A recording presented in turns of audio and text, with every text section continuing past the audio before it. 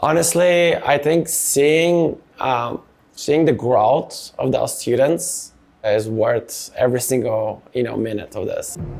My name is Nick Jelev. I'm a faculty in the Department of Physics at the University of Oregon, and I'm also director of the newly launched Applied Physics Master's degree in Quantum and Nanotechnology.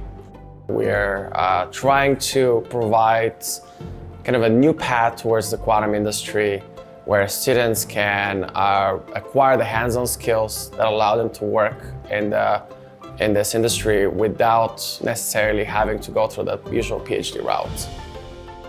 So our focus really is on hands-on experimental skills. We feel like there is a void right now in that type of training, and we're trying to provide that on our end.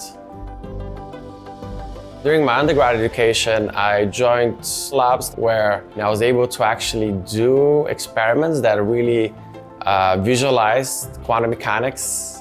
I'm the type of person who likes to tinker. I don't like to just sit in front of a computer all day. I love to teach the students a lot of experimental skills that I have. Right now I'm working with superconducting qubits. What's really been giving me joy is the fact that I could see the quantum behavior of macroscale objects. And to this day, it's still amazing when the experiment works and you're able to see the behavior that you cannot explain with just classical physics. We really wanted to create a place where the students can get comfortable with the type of equipment that they'll encounter at leading quantum computing companies. So they can know how to not be intimidated by complex equipment, but to be able to tinker and be part of breakthroughs. Ease of operation and fast cool down and turnaround cycles were, I think, for what we're trying to do, which is try to get as many people familiar with what's inside of that, those shields, inside of those vacuum cans, was very key. Bluefors gave the best system for that purpose.